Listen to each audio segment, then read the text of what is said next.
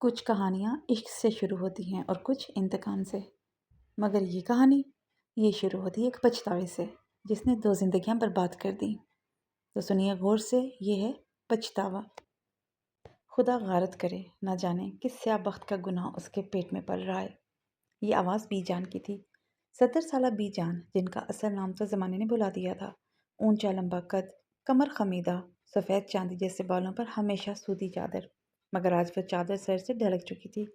ان کی آنکھوں میں آنسو کم اور دہشت زیادہ تھی، دہشت اس طوفان کی جو بھی حویلی پر ٹوٹنے والا تھا۔ وہ صحن کے بیچوں بیچ کھڑی دہائیاں دے رہی تھی اور ان کے ہاتھ فضا میں یوں لہرا رہے تھے جیسے کسی اندیکھی بلا کو دور ہٹا رہی ہو۔ سورج ڈھل رہا تھا، جہانگیر حویلی کے اونچے فصیل نما دروازوں پر شام کی زرد روشنی پڑ رہی تھی تو لگتا تھا جیسے یہ دروازے نہیں، کسی قید خانے کے دہانے ہیں۔ اندر سے اٹھتی ہوئی بین کی آوازیں ان فصیلوں سے ٹکرا کر واپس آ رہی تھی اور فضا میں ایک ایسا سوگ تاریک کر رہی تھی کہ چڑیاں بھی سہم کر نیم کے درخت سے اڑ گئیں۔ صحن کے ایک کونے میں پتھر کی سل پر رشیدہ بانو بیٹھی تھی، 40 سالہ رشیدہ بانو، گندمی رنگت، چہرے پر وقت سے پہلے پڑ جانے والی جھریاں اور آنکھیں، وہ آنکھیں جن میں بیٹی کے لیے محبت تھی اور زمانے کے لیے خوف۔ ان کا دوپٹہ بار بار سر سے سرک رہا تھا اور وہ اسے ٹھیک کرنے کے بجائے اپنی گود میں رکھے ہاتھوں کو مسل رہی تھی۔ ان کے ہاتھوں کی لکیریں پسینے سے بھیگ چکی تھیں۔ وہ جانتی تھی کہ اس حویلی کی روایات کیا ہیں۔ یہاں عورت کی غلطی کی سزا صرف موت ہے، اور آج تہمت ان کی پھول جیسی بیٹی دعا زہرا پر لگی تھی۔ دعا زہرا 18 سال کی، حویلی کی سب سے معصوم تتلی، رنگ گورا، گلابی گال، بڑی بڑی سیاہ آنکھیں جن میں ابھی تک دنیا کی مکاری نہیں اتری تھی، لمبے سیاہ بال جو ہمیشہ ایک موٹی چوٹی میں گندے رہتے، آج وہ چوٹی بھی بکھر چکی تھی۔ وہ صحن کے بیچوں بیچ کچی زمین پر پتھر بنی بیٹھی تھی۔ اس نے پیلے رنگ کا سادہ سا سوتی جوڑا پہن رکھا تھا جس کا دوپٹہ مٹی میں لتڑا ہوا تھا۔ اس کی نظریں سامنے دیوار پر جمی تھی، مگر وہ دیوار کو نہیں دیکھ رہی تھی، وہ تو اس سوال کو دیکھ رہی تھی جو اس کے وجود کو چیر رہا تھا۔ جس لڑکی کے قریب سے آج تک کوئی مرد نہیں گزرا، وہ ماں کیسے بن سکتی ہے؟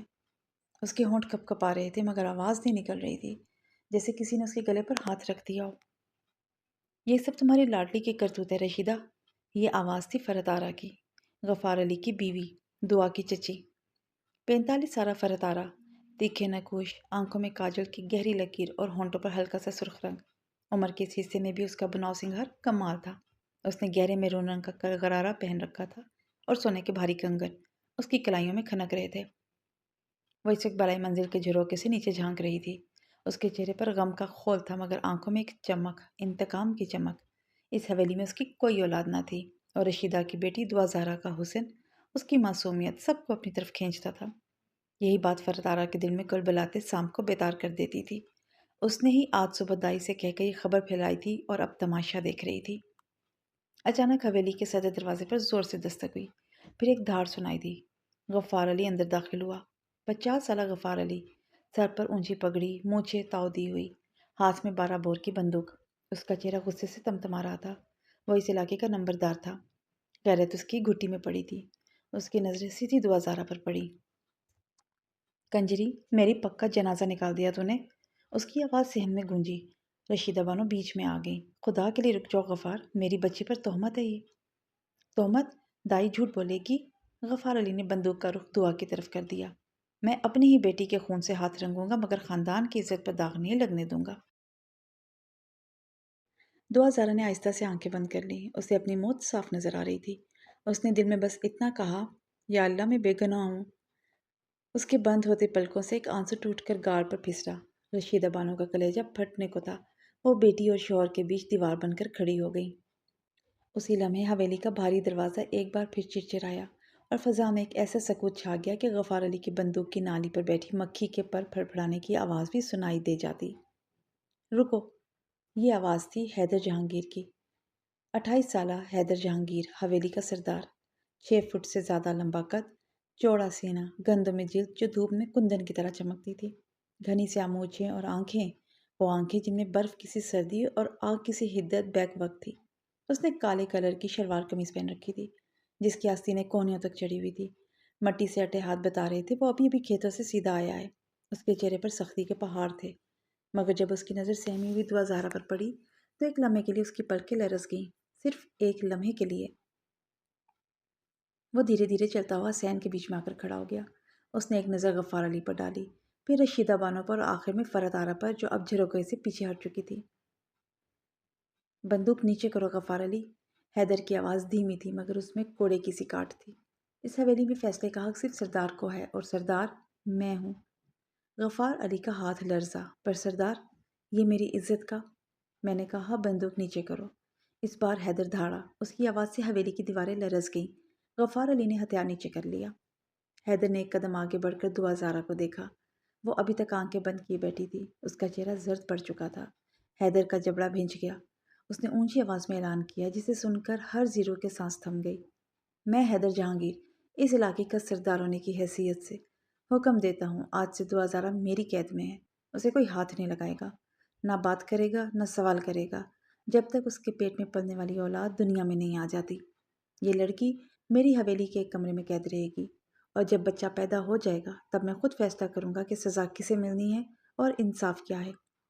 मौत का सा सन्नाटा छा गया। रशीदा बानो ने बेयकीनी से हैदर को देखा। गफ़ार अली की मुठ्ठियाँ भींच गई और ऊपर झरोके के पीछे फरतारा के चेहरे से रंग उड़ गया। ये वो सज़ा नहीं थी जिसकी उसे उम्मीद थी, पर सरदार इसे गफ़ार अली कुछ कहना चाहता था। मैंने अपना फ़ैसला सुना दिया गफ़ार अली। हैदर ने बात काट दी। और हैदर जहांगीर अपना फ़ैसला नहीं बदलता। आज के बाद अगर किसी ने दुआ ज़ारा की तरफ आंख उठाकर भी देखा तो मैं उसकी आंखें निकाल कर उसके हाथ पर रख दूंगा।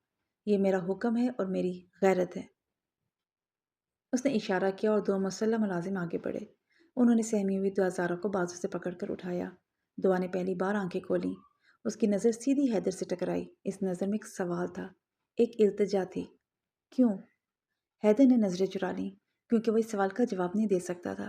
वो किसी को नहीं बता सकता था कि 6 महीने पहले आंधी तूफान वाली उस रात जब हवेली की बिजली चली गई थी, जब वो शिकार से वापस लौटा था तो उसने पिछवाड़े के बरामदे में भीगी हुई बेसुध दुआ को देखा था। उसे बुखार था। वो उसे कमरे तक छोड़ने गया था और फिर बिजली की एक कड़क, एक लम्हे की लग़ज़िश और एक ऐसा गुनाह जो अब एक नई जिंदगी की सूरत में दुआ के वजूद में पल रहा था। इसे ले जाओ, हैदर ने सिपाहियों से कहा और खुद तेजी से मर्दाने की तरफ मुड़ गया। उसकी पुश्त सबकी तरफ थी, इसलिए कोई नहीं देख सका कि सरदार के चेहरे पर उस वक्त निदामत थी या पछतावा या फिर मलकियत का एक नया एहसास।